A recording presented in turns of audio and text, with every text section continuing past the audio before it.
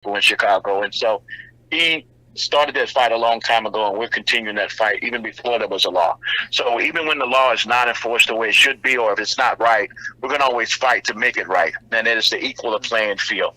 And so that's our job. We work with the city of St. Louis, with St. Louis County. We work in 3 counties in Illinois: St. Clair County, Madison County, and Monroe County, Illinois. And we take the opportunity to listen. People call us up and they let us know, hey, I used to be married to this guy, and I can tell you he's a real booger. He's been excluding African Americans from his apartment buildings for years and years, and this is how he does it. And then those people tell us everything, and we'll go in and test to see if that's true, and then we'll bring a case, typically with the U.S. Department of Housing and Urban Development, or we'll go straight to federal court. And we've had numerous of those. In fact, in Illinois, we've had several cases where the property manager says, blacks, if they move into my apartments, all the whites will move out, so that's why I don't put them there. And so we've caught the guy 3 times, and he says he'll just pay every time because he doesn't want to break up he doesn't want his white people to leave. And it's cost him to the tune of $100,000 every time we catch him. But he said he'd rather pay that $100,000 every 5 years that we catch him than he would to actually give the opportunities to African-American families to live in his 3 or 4 bedroom units where there's transportation and bus lines. He doesn't want to do that. He's going to continue to segregate them. Isn't that something? Well, that's unfortunate because right now, we get more and more and more. I'm a developer myself, but I found out during that time period that that there most development takes place around transportation hubs. So when you mentioned there where transportation, close to highways, the rail systems. I said the light rail. The highways, the bus systems like that. But that's how you can afford the housing. You get back and forth to go to work. Right. Or decent highway, and so now to be excluded from those houses and to pay $100,000, that shows you you're making money, evidently. Right. So don't mind paying $100,000, so it's no big deal. He's making some serious dollars, okay? Yes, absolutely. But not having said it, okay, I'm glad that's in Illinois, not in Missouri, in St. Louis area. But you mentioned some cases here in St. Louis, and one of the cases, this is like a blanket apology just came out sometime last month from the women from that's actually from St. Louis Real Estate Association. They an apology, for their racist thing they did going back, back to the early 1900s. There was a book that came out called Mapping Decline that kind of was a study, about the St. Louis housing market because people are not aware. Most of the housing laws, discrimination came out of St. Louis. We were St. Louis and St. Louis was one of the biggest ones in the country for many years. Right, we set the standards. We set the standard, we set the bar, okay? And so now going back to 1900, there's a book came out called Mapping Decline. Mapping, M-A-P-P-I-N-G, Decline. Now, I tell people they can't get that book. And I got it, a friend of mine, Ryan Johnson, John Danforth, he was with him, a guy named Les Stern. We all know him from being out in Gateway Council, working, with all the counties in the metro area. And I got the book, we were thinking I don't find a solution, to the problem. All I did is find out how bad the problem was. Yes, exactly. And since being who I am, I called the president of the Realtors at that time, get him under his name. I was I get his name, the president of the Realtors, he's a friend of mine. And I called Fred to my office and showed him some interest in the book. He said, "Oh my God, this is bad. This is bad." I said, "Yeah." Me, I'm not reacting off, Fred. I'm just joking, okay? I said, "But you said that's And man, so that goes back 15, 20 years ago. Yeah. And now the Realtors just now apologized at least 15 years ago. Yeah, that's right. About this, and now they want to come up with a 3-year plan. And by the way, sometime next month, we will have the president of Realtors will be joining us on our program here to answer that question. How can you come up with a 3-year plan that can erase over 100 years of racism. Give me a break. So anyway, Yeah. Jimmy John is coming out for you. So tell us a little bit about how you got chicken over yet. Tell us about that. Well, I tell you what, our president of the board for the last at least 15 years has been Nate Johnson. He's a real estate agent, independent owner and broker as well. And he has assumed various leadership positions, not just locally, but statewide and nationwide. And he has really done a lot to bring the St. Louis real estate market up to speed with respect to its practices and its influence on policies. And without his influence over the years, I can tell you that this wouldn't have happened either. Nate Johnson was big. I'm telling you, it's the African Americans within the real estate industry who understand how difficult it is even today dealing with these types of attitudes and policies that have been implemented that no one's ever really challenged. And so they have made a real stake. Nate Johnson, Gail Brown, whose father was Elisha Brown, and absolutely. Pioneer. And she's also on our board, and she's also been very influential in help. And there's other African American realtors as well, and there's allies within the real estate industry who really understand the necessity. So they've been hard at work at it. We've been on the fence with them for about 10 years, fighting different municipalities who have tried to pass different ordinances to exclude African-American heads of household women from being able to rent houses in places like Florissant, Maplewood, with their children. And they call them their exclusionary zoning practices that they're trying to adopt. And they're very onerous. And they have those covenants in a lot of places. Some of them still have the covenants in the deed. That's exactly right. And so we've actually filed several lawsuits alongside of the realtors, which is huge because my first 10 years of working at EI, the realtors were the hardest, were the roughest fight we'd ever have with anytime we were on the opposite side of a policy with the realtors. And in the last 10 years, because of the influence of Nate Johnson and Gail Brown within the industry and other professionals who are allies, they have been on the side with us. And that is a huge change on their part. So this apology actually comes after the groundwork has been laid for more than 10 years of getting the real estate professionals in the St. Louis market to understand that money should be green, not black or white.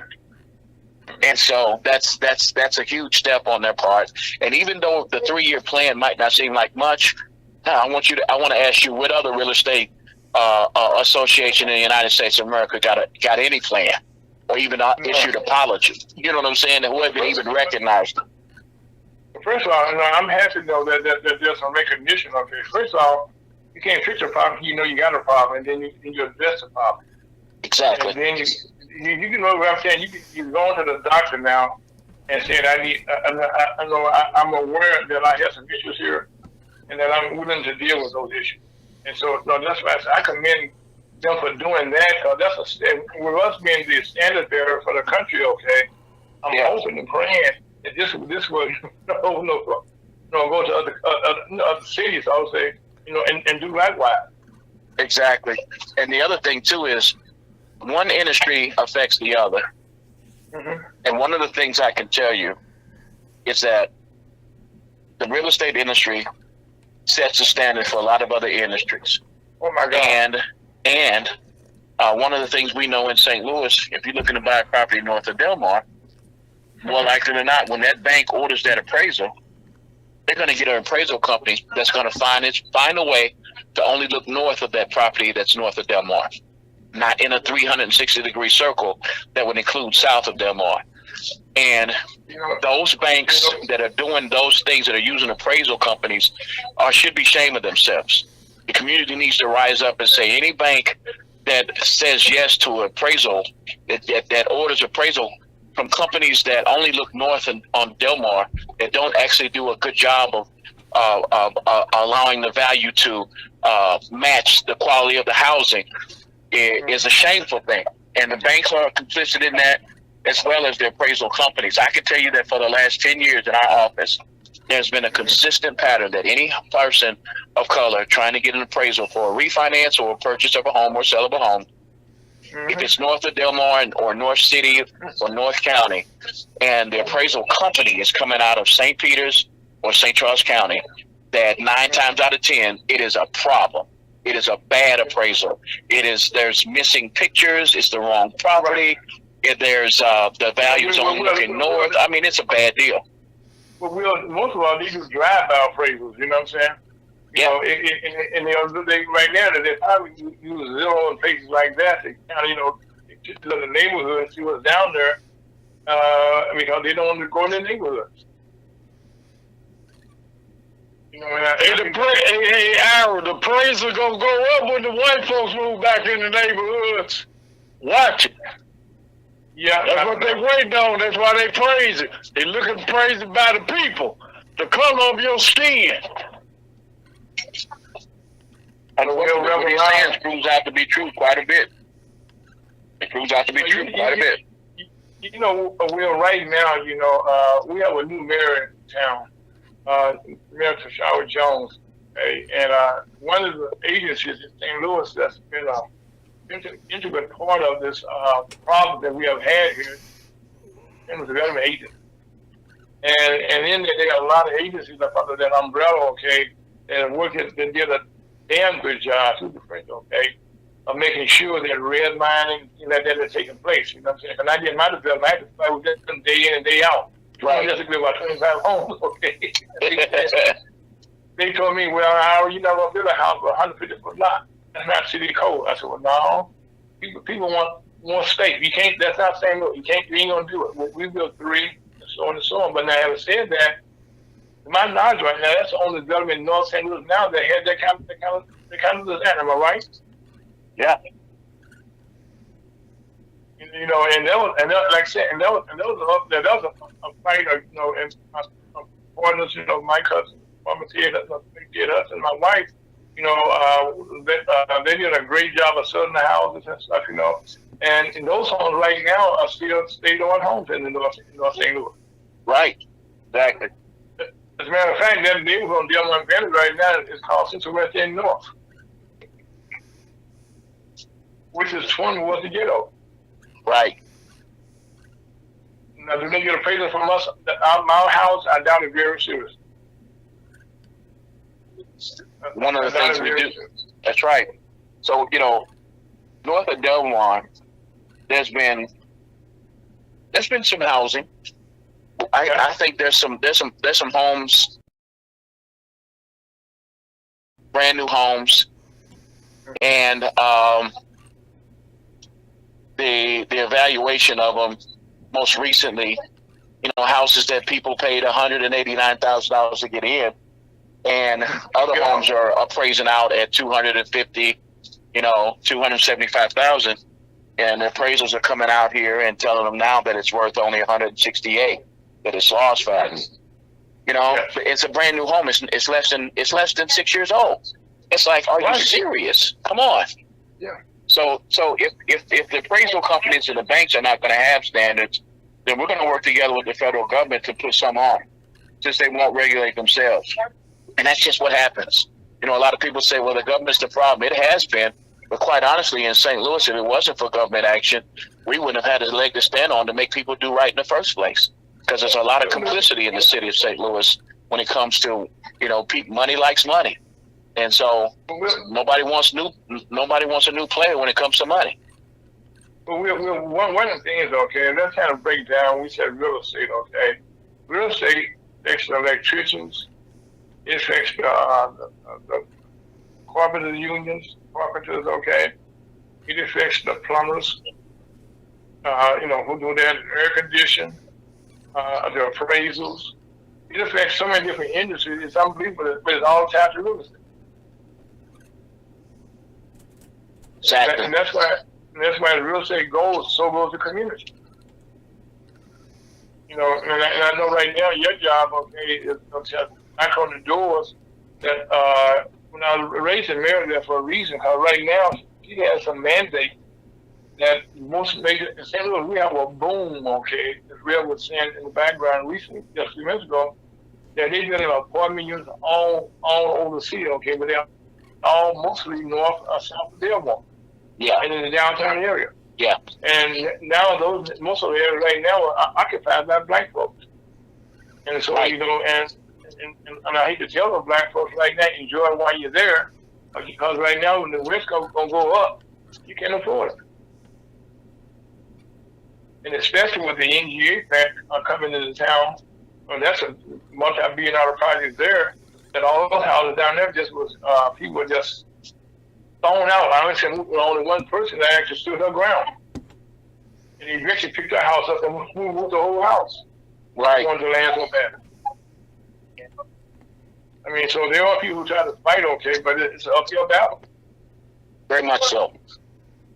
So right now, I guess we're going further here. Will, how can people get a hold of you? Because if you kind of buy a house, want to buy a house, or you have bought a house, or you try and get into an apartment someplace, they can call you. Am I right? Absolutely, especially if they're having a problem with the appraisal. So our phone number is 314-534-5800. I'm going to say that again, 314-534-5800. Well, I'm sure we did 3 times. You got one more time? One more. 314-534-5800. Also, do you have a website also? You have a website you can go to? Yeah, it's ehocstl.org.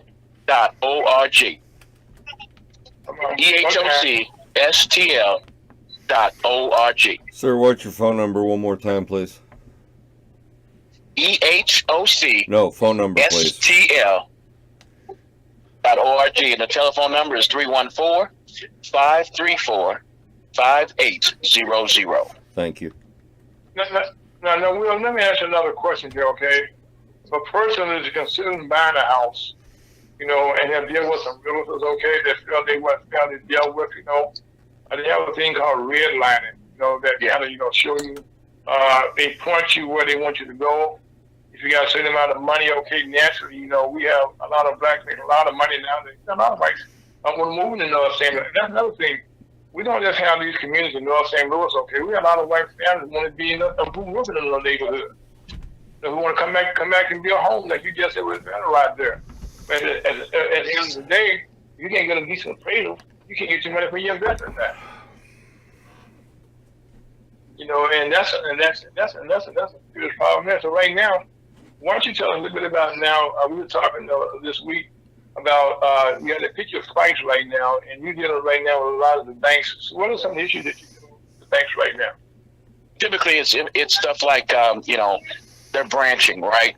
In St. Louis, it's so segregated that pretty much every zip code shakes out to be black or white in St. Louis.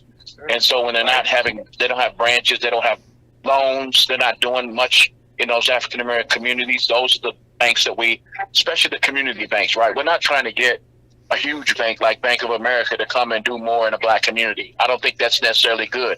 I think what's good for us is having local banks with local products that service their own loans to be able to give these opportunities to people in African American zip codes.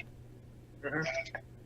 You know, one of the things here in St. Louis, you know, you were just in Houston, okay, and they do a lot in the black community in terms of finances, sometimes your homes and stuff. Also, they do not just home financing, but they also do credit building.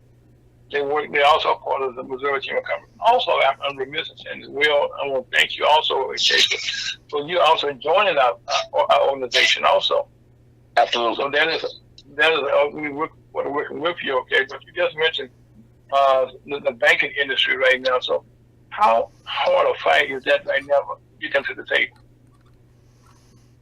Quite honestly, until we have an opportunity when they're trying to do a merger, or if they're up for review by the regulator, that's typically the only time we get their attention. Because at that point in time, the community has an opportunity to comment on the bank's performance. And we do.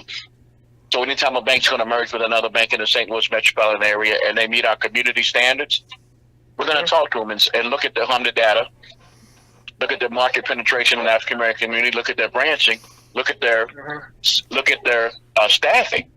How many black CEOs? How many black African Americans in senior leadership? How many black people on the board?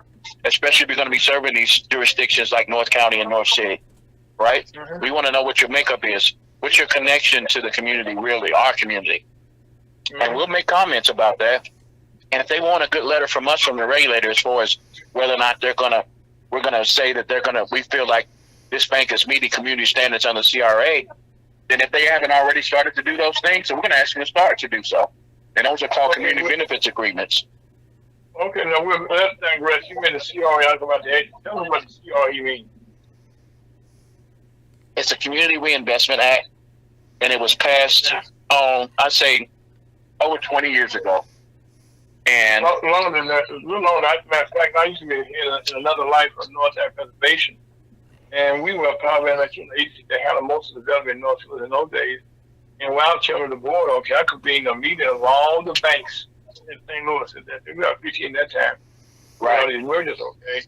And I had nobody that was less than a vice president at the table. And as I can introduce them to the reinvestment, that Muslim said, "What is that for?" Well, that's your report card because the money the money got put back into the community. He said, "For real?" Well, right now, I'm so happy to know now that is now something that they got to live by now. We have had so many mergers in the St. Louis area in the last 10 years. It's unbelievable. yeah, that's right. In fact, Ira, when we first started doing this work, we looked at banks that took TARP bailout money in the St. Louis metro area, and we looked at their report card from the regulator. What is TARP thing that you do this? What do those initials mean?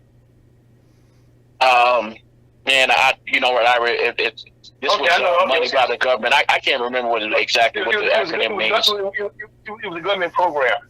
Yeah, government program, taxpayer money going to the banks to bail them out because of 2008 That's what I'm talking about, right? Yeah. crash. And so there was plenty of banks that took, millions of dollars in the St. Louis area. And so we took a look at their rating by the regulator. And one thing we noticed consistently is that under their fair lending portion, there's like 5 tests: safety and soundness, fair lending, capitalization. There's a bunch of things that they're tested on. But one of them is on the fair lending, how they're following the laws, the Fair Housing Act, with respect to the way they're doing lending. And we saw numerous banks that had low satisfactory or unsatisfactory when it came to fair lending, but yet they still got a satisfactory or higher in their rating. And we were like, how could that be? So we took a closer look at those banks, and we found a problem with several of them. They had this donut hole where all African-American zip codes were just skipped, right? No branches, no loans, nothing's going on. And that condition had existed for over 20 years. Nobody ever said anything about it. Longer than that, really. Absolutely. I mean, it's 20 years of us banks being able to go back and look at the records of it. So it had been going on for years and years and years. And it's like, why is nobody? So those banks we ended up bringing cases against with the Department of Justice, with HUD. And those were the first time we started doing work as a SLECRA, St. Louis Equal Housing Community Reinvestment Alliance. And we got a website. It's called SLECRA.org. But basically, we started taking back banks to task. And now we do community benefits agreements with banks, basically offering our expertise to them about the things they need to do and come up to speed with respect to like home improvement loans for people who have houses in the city that just need to preserve the family's wealth by getting a porch on it or getting a roof on, right? A low interest alternative credits going so that we can keep family wealth, right? So things like that. There was a real lack of those kind of products in the city 10 years ago. But now we've got at least 4 or 5 banks that are providing these types of programs where you can get a loan that is not counted as a second against your house for $5,000 for 2.5% and pay it back in 5 years. A lot of people don't know that. And some of them you can get $10,000 for I think it's like 2.8%. And you can't find $10,000 anywhere. And they don't take a second on the house, right? It's personal loan. Oh my God! So there's Midland States Bank is offers a product like that. Midwest Bank, I think that Central Bank has a product like that. So and Simmons Bank has got a product like that. So we're talking at least 4 banks that we've worked with over the last 10 years that have come up with these products because there's been a need, but yet there had been a need and nobody ever asked the community what they wanted. So we are the voice of that community as far as what's needed. And so those products are out there right now. And Will, the bank you just named, okay, are mostly new banks to St. Louis community, and they kind of bought out some other banks and stuff like that. Absolutely. So right now, okay, if there's a merger taking place, okay, I'm so happy to see this. That one of the things, okay, in North St. Louis, that I keep want to say, the mayor right now has made a mandate. If you're doing some development anywhere downtown, anywhere in South St. Louis, you want a Central West End, you got to put some money, invest something into the north side. How's that going? So I haven't had a chance to check in with the mayor on that. He got a couple of assistants, and actually, I'm on the books to meet with them to see how that's going. Mm-hmm. And once I find out, of course, we'll offer our assistance and help and move the ball along wherever we can. So I'm actually waiting. One of our board members actually is one of the works for the mayor, Dr. Vernon Mitchell, and so I'm supposed to be meeting with him, within the next week, trying to find out exactly how that's going. So I will check back in with you when I find out. Oh no, we want a report card right now. As we go into the next year here, okay. One thing that we're working to do here, Scott, I'm sure that if you yet, okay, we try to I want to get this on radio show, okay, because there's so much for them to talk about. In actuality, I would be interested in having a radio show dedicated to the problems of real estate. And now that I'm a licensee, I can do that. Yeah, right. Since you support the family now, but that's one thing that Will and I have talked about is we kind of, as the NASDAQ Chamber of Commerce is doing some beautiful things right now. I just give one, email you got for the NASDAQ, which you talk about later on in the program. But right now, because the time is right now, because in St. Louis City, okay, and St. Louis County, the money is available right now. And so it's almost forcing these developers to look north, okay, and put money into programs now. And what the mayor also did with CDA, he kind of dismantled the whole organization right now, which is a great thing. And now she's sorting out from people who were scratched, who live in most of these communities, their own selves. I have family members there, and they are dedicated to improve their neighborhood, which is something how that's a good thing. No matter what their neighborhood, they go back to, oh my God, and nothing in St. Louis, which I hate all the time. We always destroy our neighborhoods. We tear down. We have some of the best big houses in the whole country, in the world here in St. Louis. We used to have, I should say. And our bricks we had in St. Louis were wanted around the world. Yeah, that's right. Because that's why they tear them down, because they can sell the bricks. Right, because it's still valuable. The other time, people tear down a house for the bricks. I just give me the bricks, okay. Back in the day, when I was around that industry, a pound of the bricks would go for $500. You know what I'm saying? And you look at a whole 3-story house, those are a lot of bricks. Yeah, a lot of bricks. So right now, okay, I know that we have some successes, okay, because we have several branches right now. Some of the banks have some black CEOs. How's that working out right now for you guys to get some people in the leadership? Ask the question one more time. I'm sorry, it's a little loud where I'm at. Okay, how have you guys been successful in getting some new blacks in leadership in the banking industry in St. Louis? Oh yeah. So absolutely, that's a good question. So if you notice, Midwest Bank, which is a bank that's really out of Lee, May, and South, well, they have a branch now off of Martin Luther King at Friendly Temple, and they also have a branch in Paysdale in conjunction with that's right, in conjunction with 24-1 and Chris Cray Myers and those people out and so their CEO is the first black CEO of a bank in a local bank. Orv Kimbrough came from United Way, and that was in part due to the influence that Sneaker had as far as encouraging them to actually have minority representation in senior leadership, and so they went for it all the way. They decided to go for the CEO. So that's amazing. That's awesome. And Orb is pretty committed. He's pretty committed as far as black business loans and opportunities to grow the housing market. And matter of fact, he's been chatting with me about possibilities of finding ways to support other banks who would use diverse appraisals and not just use companies that are that have a track record of doing lowball appraisals in North St. Louis and North St. Louis County. So I'm pretty excited about that, because that by itself is one of the policies that banks have internally that nobody can really change, but you can publicly shame them. And so I appreciate the fact that Orv Kimbrough is bringing, Midwest Bank to bear in that market to also have influence on other banks. So yeah. So you start to see that, like Simmons Bank has got, they're out of Arkansas, but they've got a big, huge presence in St. Louis now because they bought Reliance Bank, and Clayton Evans is one of their vice presidents over there. Yep. So, and in fact, their main VP in Little Rock, so African American woman named Marty North, and she really brought them up to speed as far as being able to do banking in a city like St. Louis or Kansas City, as far as products that we need.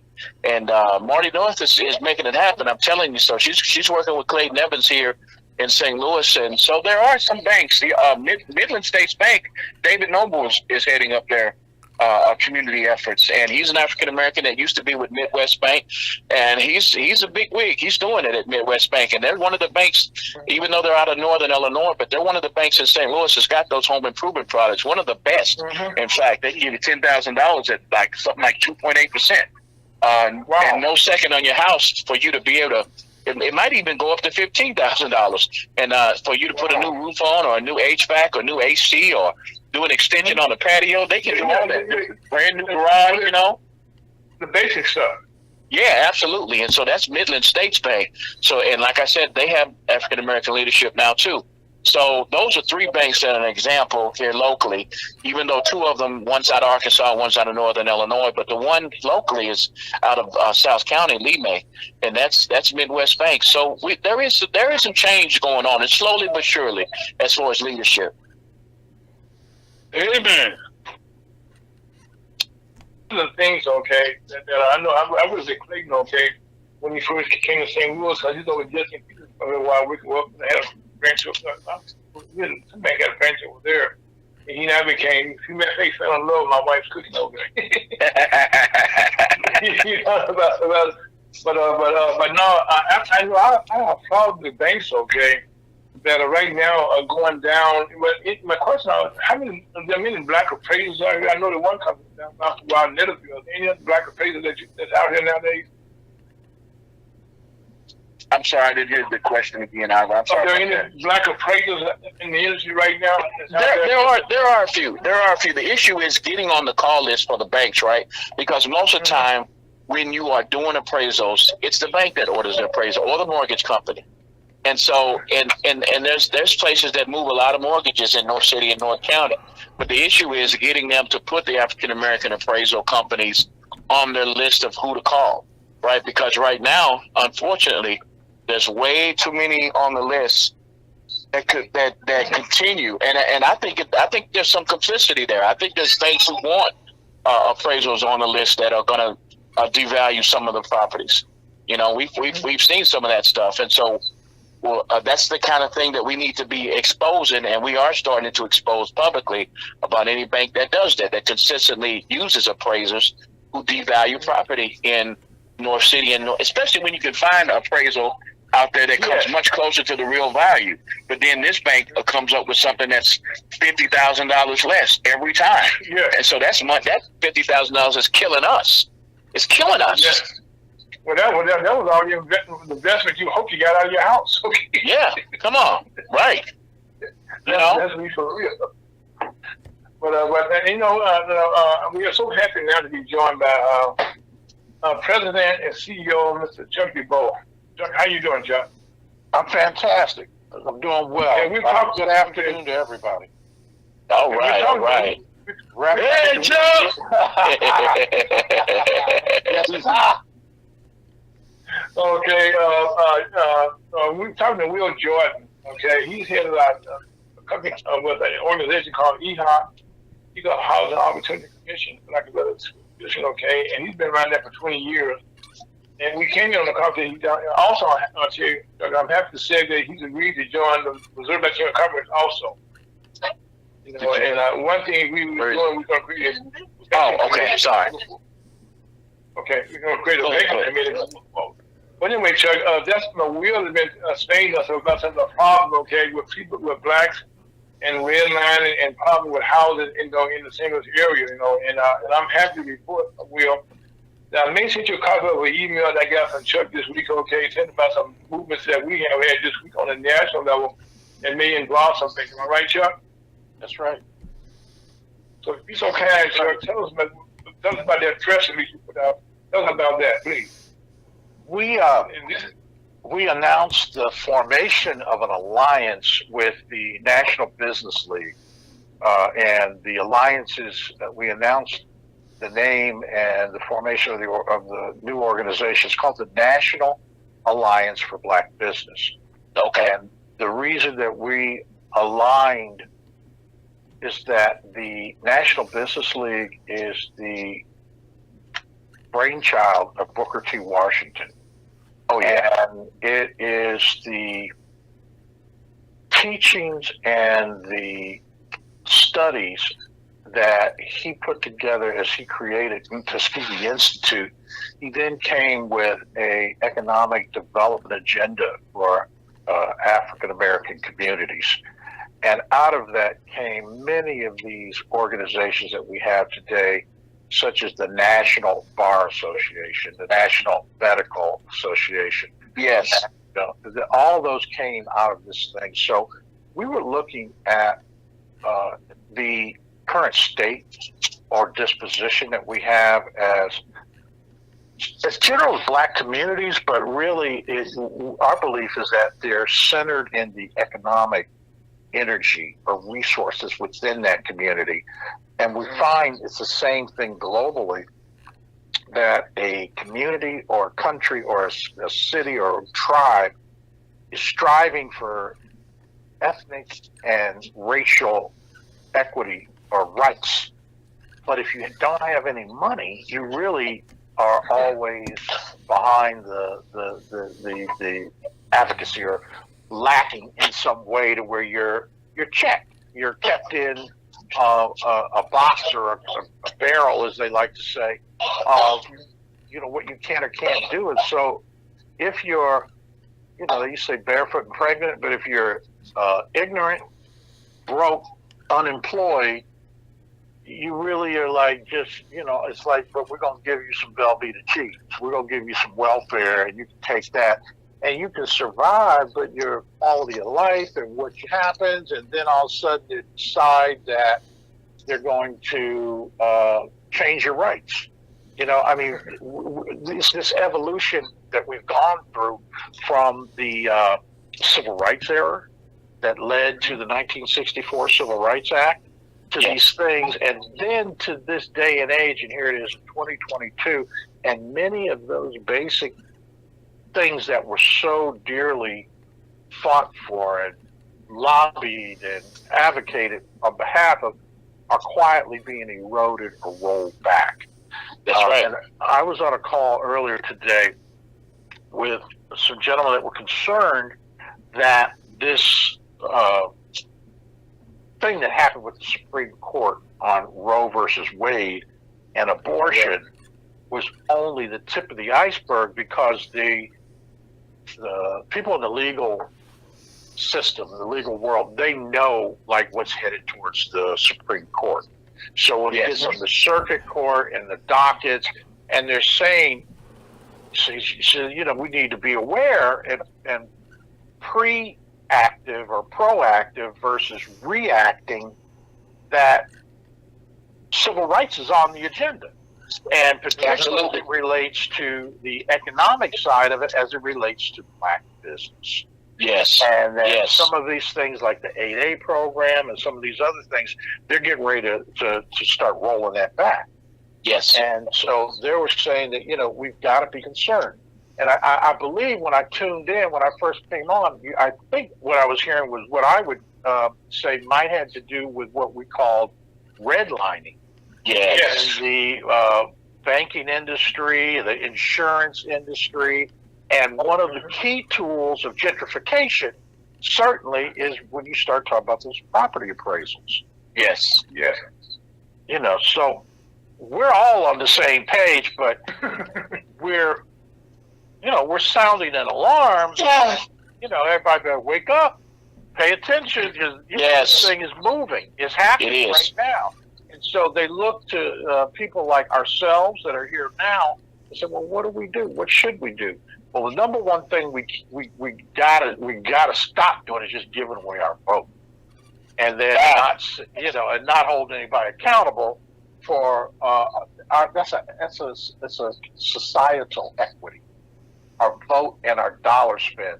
We spend $1.6 trillion are spent by the black community. We are the consumer economy. Amen. We are the consumer economy. If we stop paying their vote, go broke. Come on. I'm telling you, if we ever decide not to spend money, the whole country will shut down. Yes, sir. Yeah, that's the best vote we may have, right there. You know, it's been done. It's been done. Y'all know, okay, in segments, okay, and when it was done, it was proved to be successful. Yeah. I mean, it's not that. It's that one thing, okay. It's like your car runs on gas, okay, where the economy runs on money.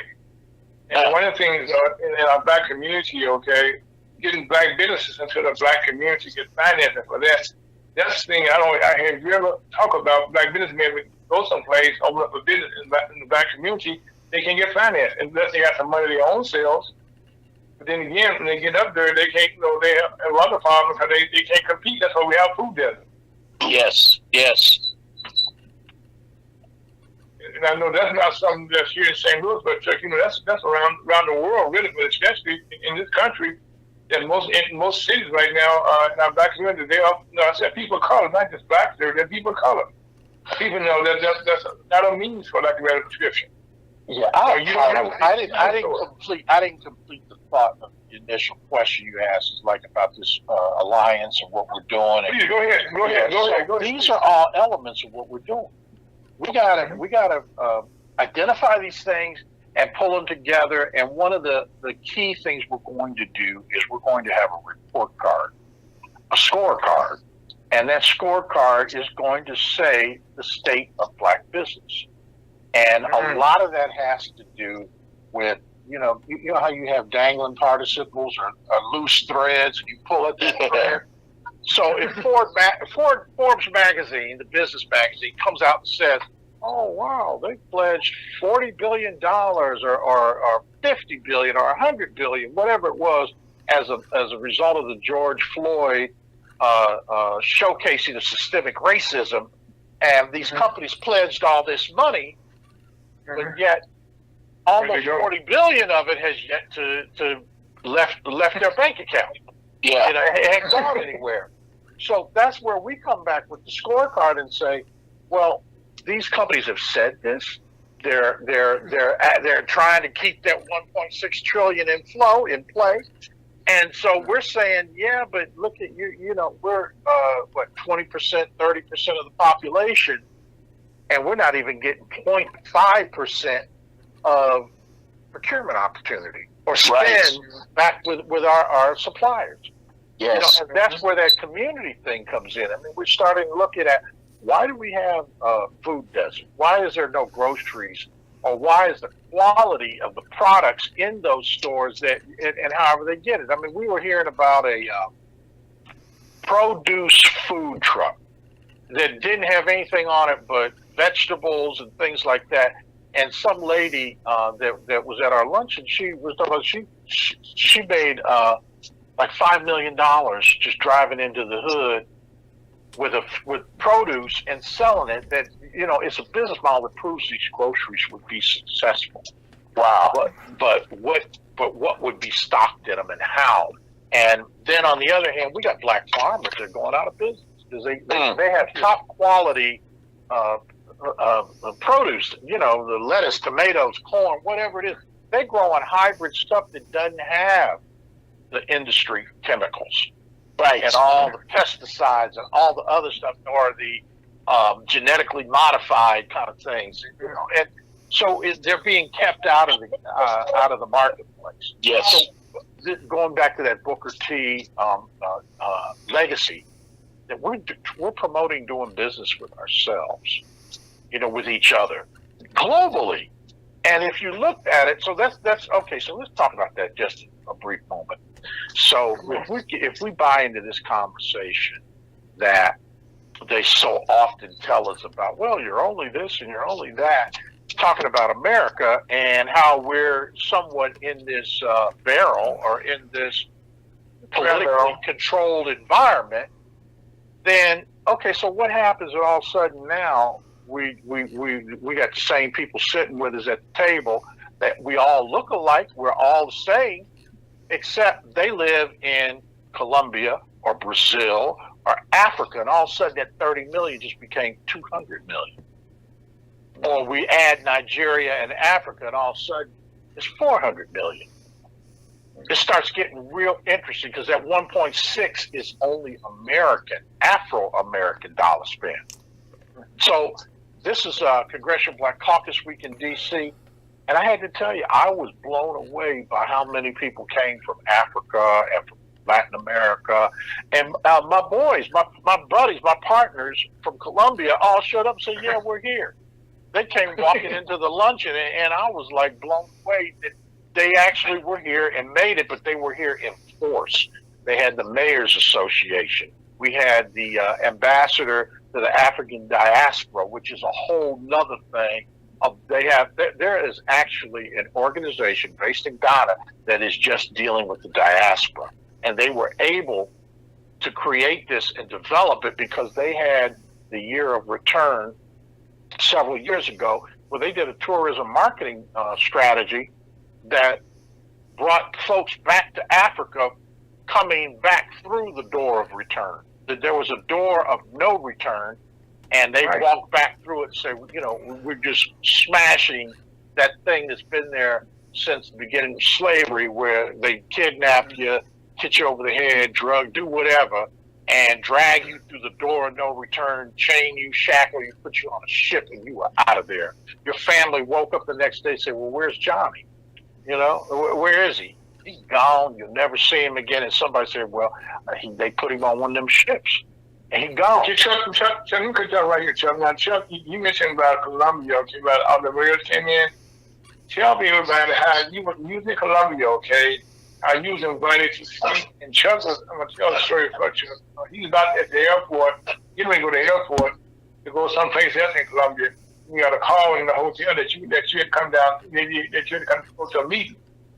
And little did Chuck know, I'm sitting the stage with Chuck here, little did he know, okay, Chuck had his tennis shoes on, and he walked in this room, okay, it was all these mirrors, okay, he was down in Colombia there, and you was the guest speaker. All right, Chuck?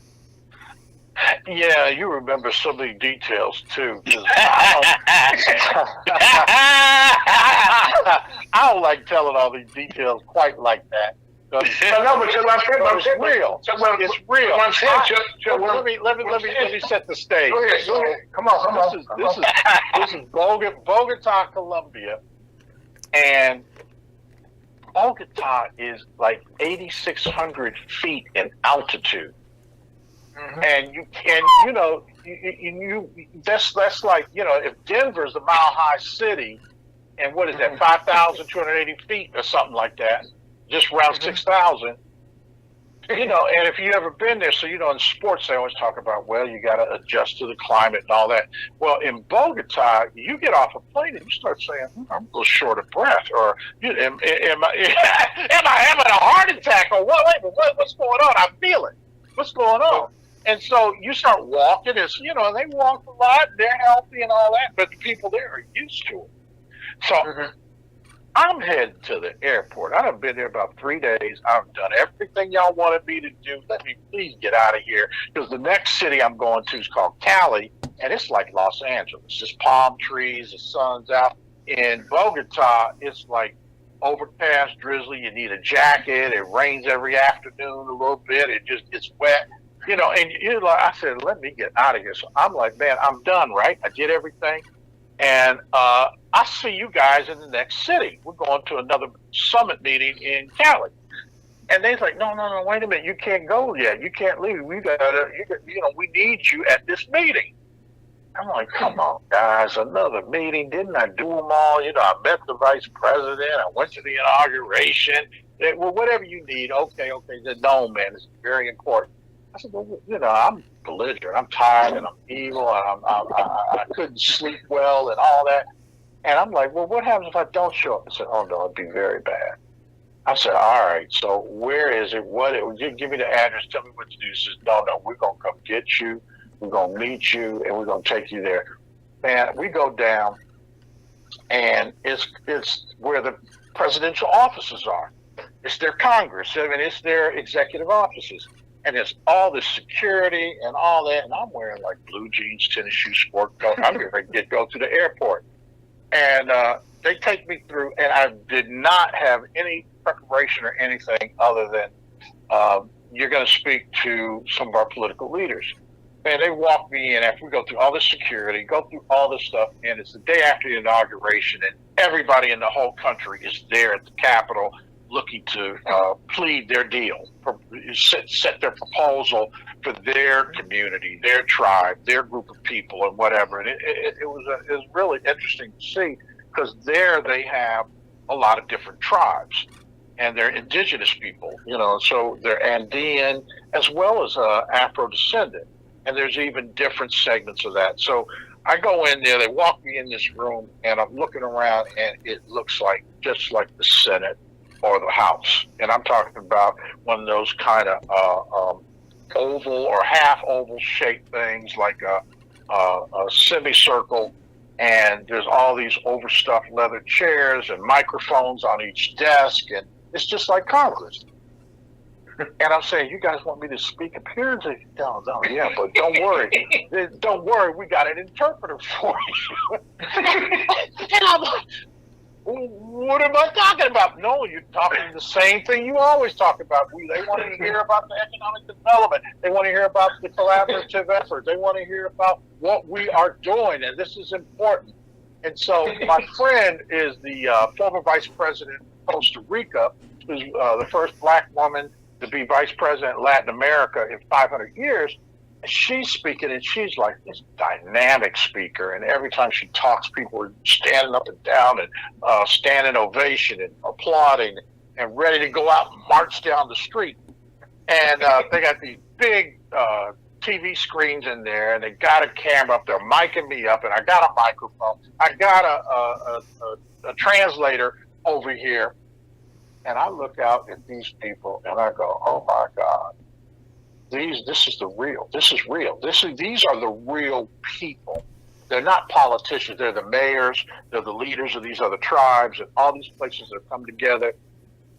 And you know how you put somebody on stage like a singer in a movie or something like Whitney Houston or something, they got maybe like a little stage fright, and they pause, and it's quiet. It's that you almost would call dramatic pause. Or you can hear a pin drop, and I'm looking around at these people, and they're going to live and die on every word that comes out of my mouth. And I said, man, just keep it simple. Just get to the point. Just say what it is. And so it turned out to be a speech, but my speeches are kind of like talks. I tell them what we're doing and how we're doing it. I say that for so many years, we've all strived throughout the diaspora, and we find that we all have the same challenge.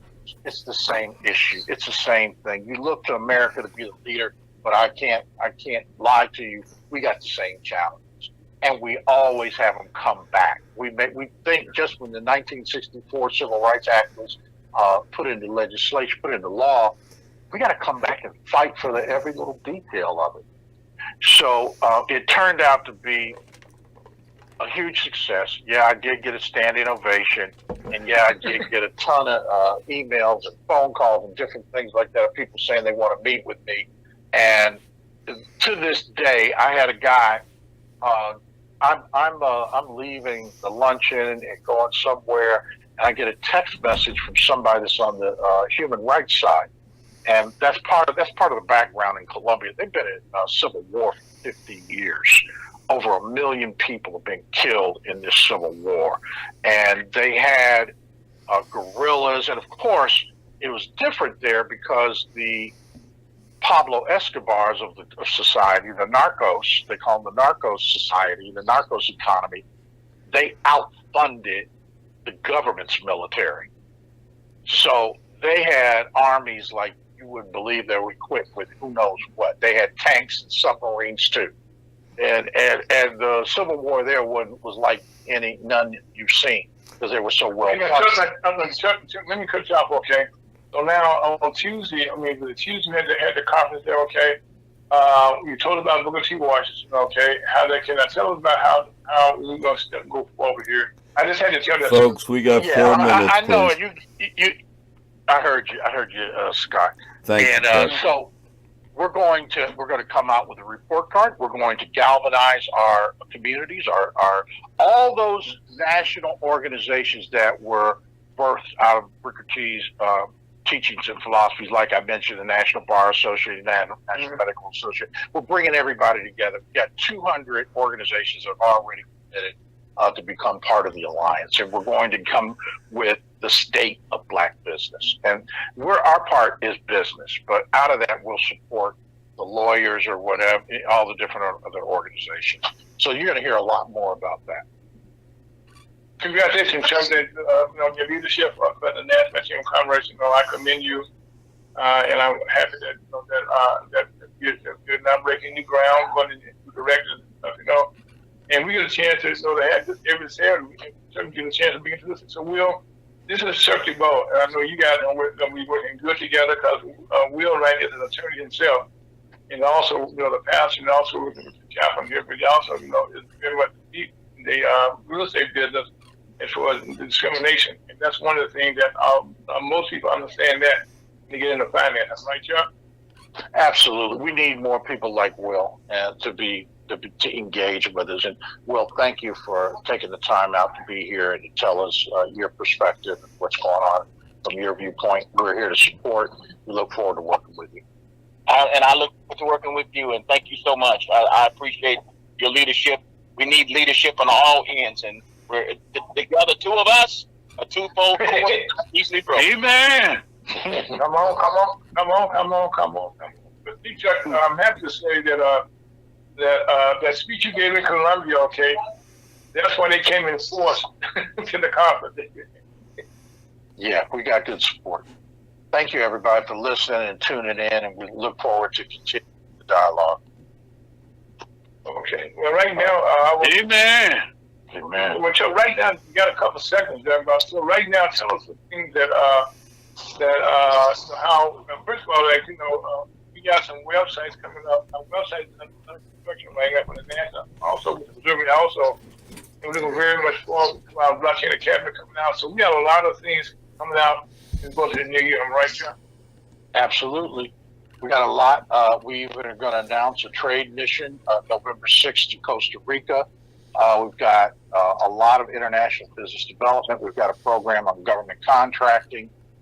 There's going to be some stuff about capital access, particularly for acquisition of real estate, commercial and residential. And Will, I look forward to you being involved with that, Will. All right. Me too. Well, we're going to keep this in the time, man. So I want to thank everyone. By the way, we can see live on Facebook, YouTube, Twitch, and also this program will be rebroadcast on tomorrow at 1 o'clock to 3, and also again on Wednesday at 1 to 3. So I want to thank everybody for making us a success. Chuck, we've been doing this since 2015, right, Chuck? That's right. And we're just not getting good at it. So I want to thank Scott. I want to thank Will for being a part of our working for the chamber. Thank you for Scott for being part of the real estate business now. Okay, I want to thank Rev for being our spiritual leader. And I want to thank all of us, our listeners, who around the world. My name is Ira, folks. This is Lunch with Consumption Commerce. You can find on Facebook. And also, take have a great weekend. Be safe. I just be safe.